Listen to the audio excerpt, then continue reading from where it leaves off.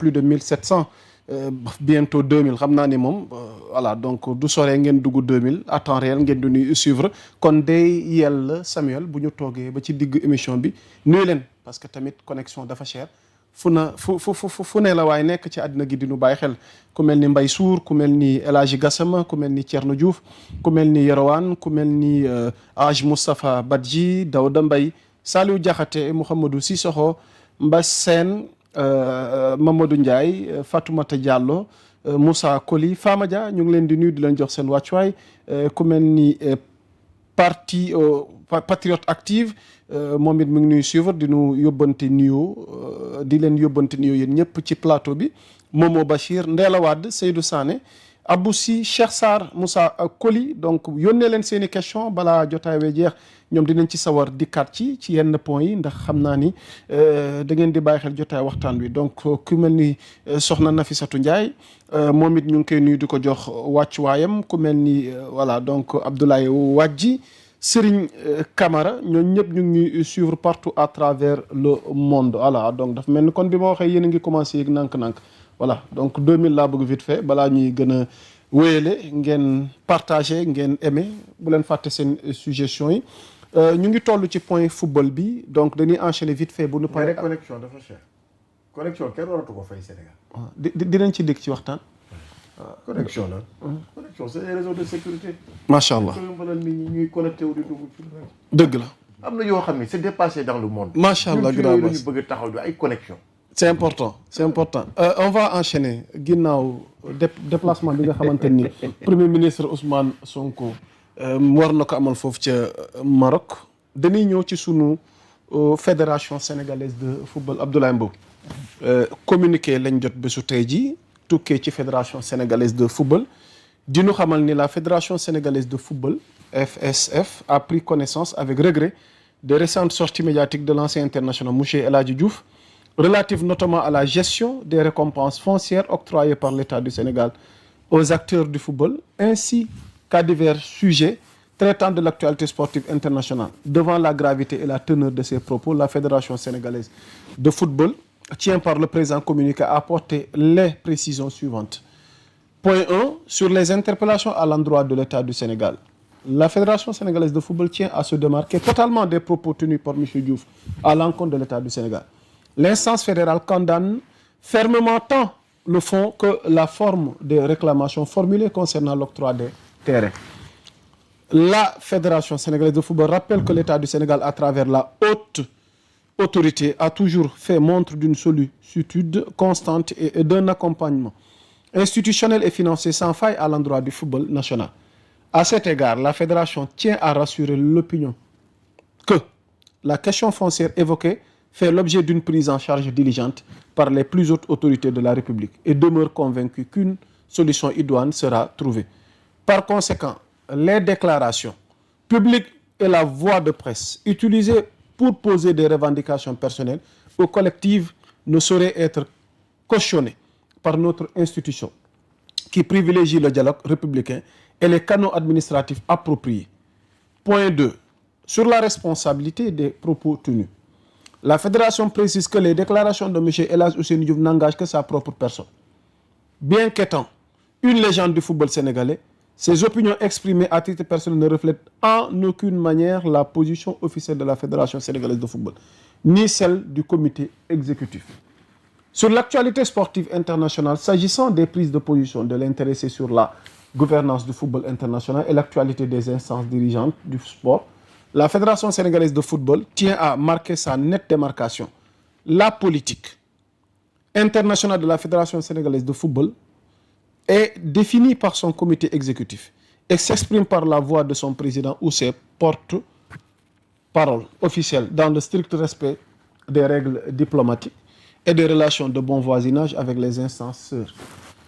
En conclusion, la Fédération sénégalaise de football réitère son attachement indéfectible au respect des institutions de la République et invite l'ensemble des acteurs gravitant autour de la sélection nationale et du football sénégalais à faire preuve de retenue, de responsabilité et de respect dans leur prise de parole publique afin de préserver l'image de notre pays et la sérénité nécessaire à la bonne marche de notre discipline. bésu tey jii la ko secrétariat général fësal mu di bataaxal gu tukkee ci sunu fédération bi yor wàllu football bi mu di ñaawlu ak a leeral ci kàddu El Hadj Diouf yi mu yëkkati ñeel wàllum suuf yi ñu doon joxe jàpp ni kàddu yi moom la engagé waaye ñoom li leen ci war ñu ngi ci tënk. alors mu mel ni Abdoulaye Mbow le torchon commence à brûler entre ñoom seen instance bi ak ki nga xamante ne mooy sunu légende de football El Hadj Ousseynou Diouf pour propos yi nga xamante ni yëkkati na ko doon wax ci wàllu suuf yi wàllu octroi yi wàllu yi ñu joxe parce que nguur gi jàll am na lu mu joxe woon du lépp lañ jot ci wàllu suuf. waaw. débat bi relancé wu nii ak contexte bi est-ce que jar na ko. nguur gi weesu nag bon dañ si interpellé nañu interpellé ñu leen ko waroon jox. El Hadj Diouf 2022 la ñu gagné woon. Coupe d'Afrique bi. donc fii tam bu ñu jotul suuf. ku ñuy interpellé directement mooy ki ko wax. ki leen ko may wax ko Sénégal yëpp dégg ko. muy président bi. El Hadj nag c'est une légende du football ñëpp xam nañ ko. waaw double ballon d'or. taxawaayam depuis un certain temps ci équipe nationale bi gis nañ ko autour des jeunes. jox nañ ko cër te wane nañ ko. à l'image de plusieurs autres internationaux comme ñoom Tony Silva ñoom Lamine Diatta et consorts. yaa ngi dégg man damay dagg poire bi en deux pomme bi ñaar partie la koy dagg benn bi mooy il doit savoir raison garder aussi. parce que du lépp la ñuy wax aussi ci mbedd bi am na yoo xam ne xëy na di nga mer wax ko mais. staff technique bi joueurs yi jàpp naa ne du moom kese ñu fi nekk bare nañu li muy toog xaw ma di taxaw xaw ma loolu lu yàgg la xaw ma lu bees la moo ko gis naan ñun ñoo gën a foor état genre yu wax yooyu di wax ak kilifa gi Youssou Ndour jàpp naa ne yooyu tamit war na mën a ñàkk parce que El Hadj le bad boy dont on parlait il doit aujourd'hui être le sage boy wala le sage grand. nga ne ma. ah oui. ne ko El Hadj le bad boy. autant dafa war a nekk le sage grand. ok. le sage grand. macha allah parce que expérience am monde du football de soxla nañ ko. expérience am monde du football soxla nañ ko. influence am ñàkk ko monde du football soxla nañ ko. mi ngi koy joué pourtant. leadership bu mu war a incarner. monde du football soxla na ko. wax ma joué ko dama ne soxla nañ ko kon dafa war a nekk ci loolu kese. ànd nag ànd bu rafet fédération gagné nañu coupe d'Afrique mi ñibbisi nañu kon boog ànd boobu na wéy di rafet léegi nag loo xam ne kaas nañ ko ci wàllu suuf si kii.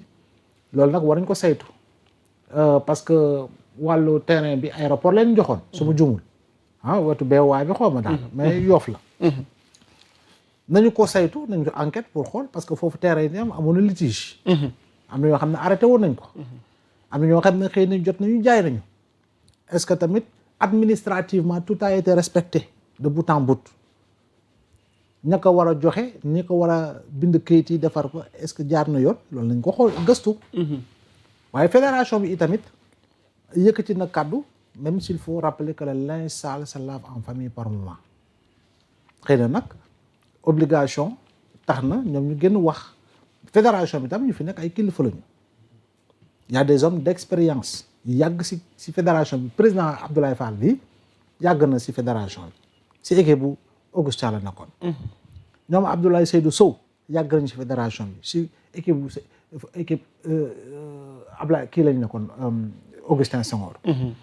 kon jàpp naa ni nag yëkkati nañu kàddu ñaawlu nañu ay kàddu El Hadj aussi jàpp naa ni bu fekkee ni def na erreur noonu nangu ni def na erreur et puis voilà on passe à autre chose gis nga jamono ji yaa Moussa. c'est quoi le débat jamono ji. jamono ji xam nga mooy la débat mooy lan. waaw parce que li ñu dund ak li jot a xew ak li ñuy njortal ci ay sanctions ak li ñuy njortal ci ay. on continue de savourer notre victoire benn. dañ koy wéyal. ah oui kontaan continue. waaw kontaan continue ba juin. sanctions yi nag. non xar déggoo ma. damay ñëw. dama ne on continue de savourer notre victoire. loolu si am solo. parce que booy dem nañu xare. am nañu ndam li bàyyi nañu ak mbégte mi retourné ñu seen ay club du football. delluwaat ci tool yi. ñu ngi si tool yi. kon ñun dañ leen war a delloo njukkal bi mooy. wóyal di màggal la ñu def si jaloore. waaye tamit def bloc autour de notre coach et autour de notre équipe nationale par rapport ak li nga xam mooy kaddu yu bon yu ñaaw yu ñuy yëkkati pour discréditer le Sénégal à travers sa victoire boo xam ne dafa leer nañ. continuer di dal ci kaw Sénégal pour ñu sanctionner suñu entraîneur sanctionner suñu ay joueurs c'est ça le véritable ban combat. riposte moom moo war a am. Riposte bi ci sa tey xalaat waa riposte bi du lenn lu dul mais être très agressif sur le plan de la communication. su ma nee sur le plan agressif nag waxuma la kàddu gu ñaaw. agressif dans le sens positif. maanaam fépp foo xam ne war nañ fa dem lëkkaloo wax ak yeneen fédération yi ñoo xam ne aujourd'hui il milite pour le Sénégal. On a vu l'Espagne comment l'Espagne a défendu le Sénégal. yooyu yëpp dañ ko agrégé lépp lu ñu yor si ay dossier waaw lu ñu am si image lépp ñu boole ko mooy dossier. C'est ça le vrai combat. Le vrai combat mooy une voix portée par des voix. Un visage porté par des visages. Un regard porté par des regards. yaa ngi dégg une personne portée par des personnes loolu la ñu soxla jamono ji c'est le seul combat qui vaille. yow bërki dem la ñu gagné. bërki dem la ñu wax ni may nañu diw may nañu lii may nañu lii. tel na si xuloo. suuf si. non tel na si xuloo. Grand Laye nag moo waral coow li nag de. mais xam nga ñii. parce que la xam nga bu waxee ba tudd suuf si. non xam nga suuf si encore une fois. bële la mooy bële la mooy bu leen président Macky Sall wax. may dëgg lu mu la si wax. dama ne loolu nañu enquête xool lu si nekk. jot nañu wala jotuñu. Samuel moom dinañ ci indi ay leer. wala ñu jot wala ñu jotul. mais fii nii ay ñu doon liggéey si suuf ñu leen may suuf de. attaaya gi nañu. ah aussi ñu xam suuf ñoo leen may suuf. waaw parce que le président il est quoi inspecteur des impôts et domaines. oui xam na mbiru suuf. zone boobu xam na ko min na ko dem na fa demaat fa mbuurkaat bi gis nga lu mu fa jëloon comme décision et tout. mais bi yoon de Sarène de lañ leen yóbbu. waaw fu ñu leen baax na parce que sax même bu dee 1000 mètres carrés lu ñu fa mën a def bari na. même en terme sax d'infrastructure sportive. ok mais je dis encore une fois fu mu toll ñu xuloo. jot nañu amuñu li nangam. wuyu ma teel na pour man. pour ñu dem ca dontale. ku ñu dig nag war nga jot. ok ku ñu may parce que waxuma la sax dig dañ la may. loolu lu ñu la may nag dañ see war a jot loolu mooy dëgg. ok mais quant à fu mu toll nii gis nga xuloo fédération ki El Hadj Diouf. dëgg sénégalais. ndax politique raxu ci. non parce que maa ngi gis ci commentaire yi. maa ngi leen di nuyu internautes yi ñoom ñu jàpp nañ ni. xam nga lu tax glissement politique. xam nga lu tax parce que. comme dañuy bëgg a jaxase gouvernement bi ak fédération bi. non mënuñu jaxase gouvernement ak fédération. très sincèrement ceux qui sont dans la fédération sont des personnes réputées expérimentées. donte la am na si ñoo xam ne am nañu coloration politique boobu mësta fës si gestion du football sénégalais. il faut quand même qu'on se dise les vérités. Abdoulaye Seydou Sow c'est le secrétaire général non. Mais il était dans l'APR non. Avant l'APR il était au PDS non. Il a été ministre non. Il a été DG non. Est-ce que activité politique am boobu am na lu mu gàllankoor si liggéeyu fédération. non soyons sérieux aussi. léegi nag El Hadj Diouf faraloon na ñi fi jóge warta tax ñu jàpp ni ñi fi jóge faral ñi fi jóge jàpp ni non c'est politique quoi. parce que El Hadj dañu dal si kawam parce que xëy na dafa faraloon ñu fi nekkoon Macky Sall ak déedéet waruñu xalaatee foofu. non ku ko xalaatee foofu yaa ngi si juum parce que soutien bi ak kii yooyu yëpp non parce que non kii la faraloon non du tout. El Hadj ki mu war a faral c'est le Sénégal et l'équipe nationale de football du Sénégal. pour une bonne préparation jëm si coupe du monde bi.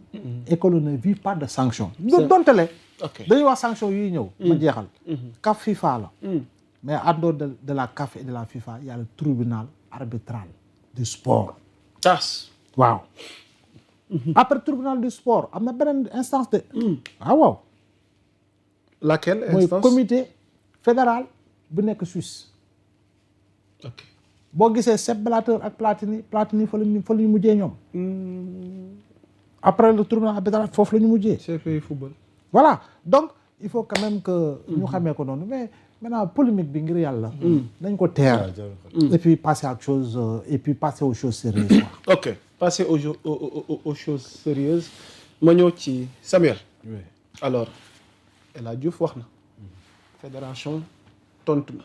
ci contexte bi ak ci li ñu war a lijjanti ndax sanction yi ñuy yott ndax coow li jar na comme jar ko mais yow noo jàngatee situation gi football bi bëgg a dugg nii ci diggante El Hadj Diouf ak fédération bi ci tontante.